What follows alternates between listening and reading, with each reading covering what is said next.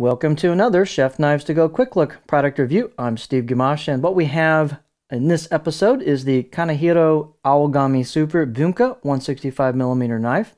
So the core steel on this line is Aogami, or what's known as blue paper super reactive high carbon steel from Hitachi.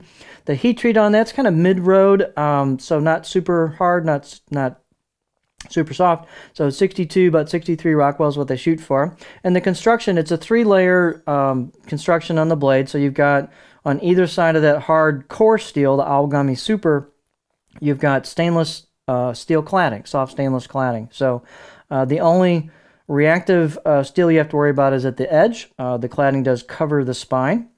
And the weights and dimensions are going to vary just a little bit from knife to knife on these hand-hammered, handmade knives. So this is just a great piece of craftsmanship here. We'll talk more about that.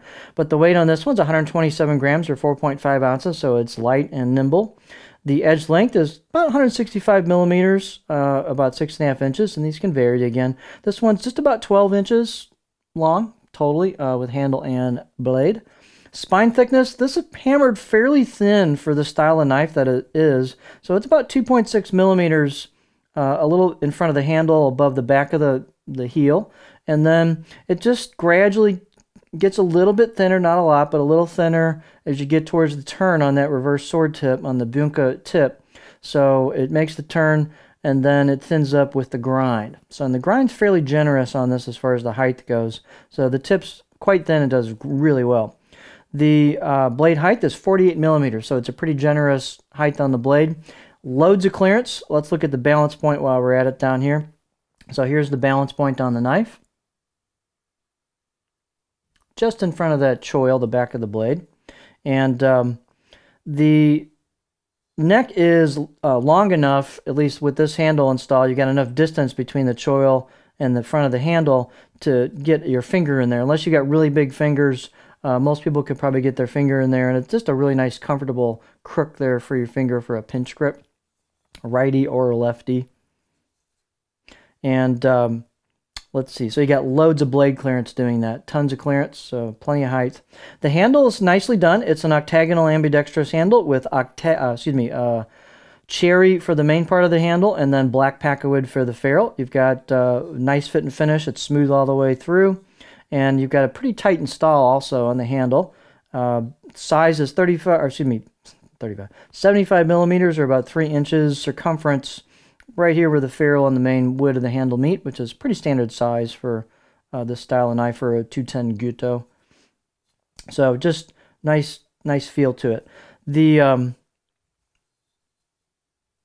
one of the cool things about this, handling hundreds and hundreds of knives as I have, I've seen lots and lots of knives, and so you just get a feel for when something is crafted really well, and there's a lot of experience that goes into it, and it just has it, and this does. So these Kanehiro knives, they're not the least expensive knives, on the site, but people that have some experience handling a variety of knives will always comment on the quality and the balanced performance, because this shop they know what they're doing.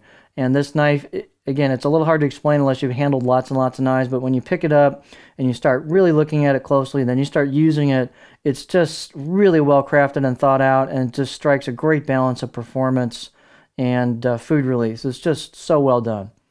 And his rendition of Aogami Super is excellent. So you've got really nice hand-chiseled kanji in it. You've got what's known as a nishiji, or pear skin finish to it. And so it's kind of named after that mottled kind of look of a pear skin. And it's well done. It's smooth. It's just got a nice look to it. This whole knife, again, just exudes quality and experience and craftsmanship. There's the core steel showing at the edge. Just a nicely done job on this. The spine has some relief on it, so does the choil. So I thought the out-of-the-box edge was very good. A 6, maybe even a 7 out of 10. It's just got a nice edge bevel on it. And, of course, you could get it sharper if you want to put your own edge on it, but it's done very, very well right out of the box. You can just pick it up and go. The profile is excellent on this. We'll get a look at that on our cutting board. It's also close to a 50-50 grind. So I put a straight edge on the right and left side of the blades and kind of eyeball it, but it seems pretty doggone close to a 50-50 grind, and the edge profile, or the edge bevel, is about 50-50. But you can see it's thin at the edge, so you get really good performance, but you also get pretty good food release as well. It's just one of the best balanced combinations of that I've seen. The wedging is very low through things like carrots and such, so it's just a great all-around knife. Here's the edge profile.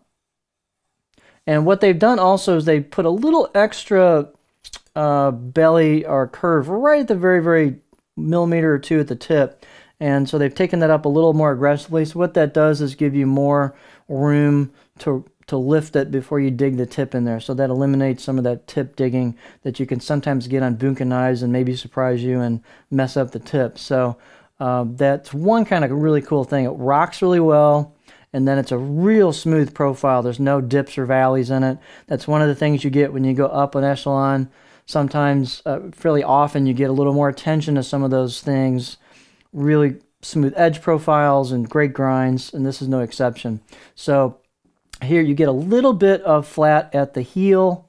Not a ton. I mean, it's a 6.5 inch blade, but they do really make the most of that 6.5 inches with what they've done with it. So I'd say it's a pretty versatile profile. So again, this is just a superior piece of craftsmanship that's, you know, not the least expensive thing on the site, but they are just super. This is an heirloom piece. And so there you have the Kanehiro Aogami Super Bunka 165mm knife.